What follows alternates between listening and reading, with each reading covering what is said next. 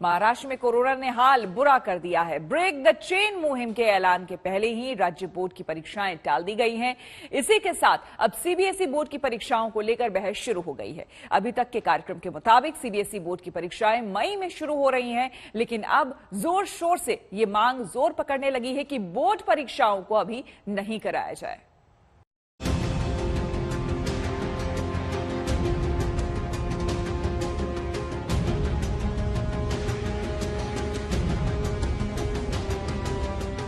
Corona की दूसरी लहर से जब देश भर में हाहाकार मचा है, तो क्या सीबीएसई के बोर्ड एग्जाम कराए जाने चाहिए? बोर्ड के इम्तिहान जरूरी हैं कि जिंदगी बचाने का इम्तिहान?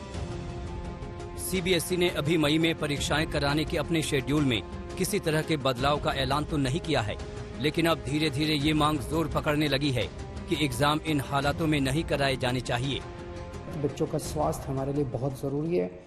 मेरी हाथ जोड़ के केंद्र सरकार से अपील है कि सीबीएसई के एग्जाम्स को कैंसिल किया जाए और इसके एवज में कोई और तरीके निकाले जा सकते हैं, या तो ऑनलाइन का कोई तरीका या इंटरनल असेसमेंट करके उसके बेसिस के ऊपर इस बार बच्चों को पास किया जा सकता है, लेकिन सीबीएसई के एग्जाम कैंसिल करने बहुत जरूरी हैं। वैसे तो सोमवार को सीबीएसई ने एग्जाम को लेकर मीटिंग की थी, लेकिन परीक्षाएं टाली जाएं या नहीं, इस पर कोई फैसला नहीं हो सका।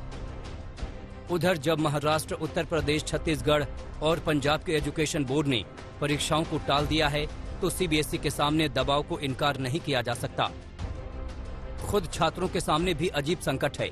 पढ़ाई के दबाव के साथ साथ कोरोना काल में परीक्षा के लिए खुद को कैसे तैयार करें, ये सवाल उनके लिए बड़ा हो गया है। मेरा प्रश्न है सरकार से कि एक तरफ सरकार नाइट कर्फ्यू और लॉकडाउन लगाकर कोरोना के रोकथाम के इंतजाम करती है और दूसरी तरफ वो परीक्षा लेती है। क्या इससे भीड़ भाड़ नहीं होगा? कौन रिस्पॉन्सिबिलिटी लेगा? अगर हम कोरोना संक्रमित होते हैं तो इसकी रिस्पॉन्सिबिलिटी कौन लेगा? बच्चों में संक्रमण बहुत पाया जा रहा है नए स्ट्रेन की वजह से। तो अगर कोई दुर्भाग्यवश कोई बच्चा 3 या 4 दिन पहले बोर्ड एग्जाम से अगर संक्रमित हो जाता है तो उसके साथ क्या किया जाएगा? उसका तो पूरा साल बर्बाद हो जाएगा sir. National centre for disease control के आंकड़ों के मुताबिक कोरोना पीड़ित होने वालों में 11 साल से 20 साल के करीब 10% लोग हैं। यानी छात्रों के बीच कोरोना होने की आशंका को नजरअंदाज भी नहीं किया जा सकता। पिछले साल युवाओं में कोरोना की कोई चर्चा नहीं थी। इसके बावजूद सीबीएसई बोर्ड की परीक्षाएं लॉकडाउन के बाद नहीं कराई जा सकी थी।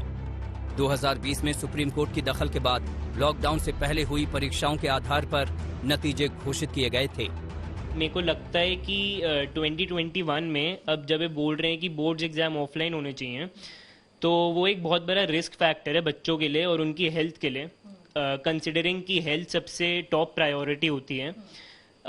तो मुझे यही लगता है कि अगर सीबीएसई कुछ करे जिससे ऑनलाइन एग्जाम्स पॉसिबल हों सबके लिए, तो वो एक बेटर अप्रोच रहेगी। कुछ तो हमारी सरकार को सोचना चाहिए। लास्ट ईयर भी ऐसा ही हुआ था कि एक पेपर उन्होंने बीच में, जब कुछ पेपर रह गए थे, वहीं पे उन्होंने उसको बंद कर दिया था और जो भी जैसे भी उन्होंने रिजल्ट्स निकाले। बट इस साल जो हमारे बच्चों का साल, तो भविष्य बिल्कुल उनके हाथ में ही है, हम तो कुछ नहीं कर सकते। सीबीएसई बोर्ड ने इस साल जब मई में परीक्षाएं कराने का फैसला किया था, तब कोरोना केस कम होने शुरू हो गए थे। जिंदगी पटरी पर लौट रही थी, लेकिन एक बार फिर नए हालात में सही फैसले की जरूरत है। दिल्ली से मिलन शर्मा के साथ आज तक ब्यूरो।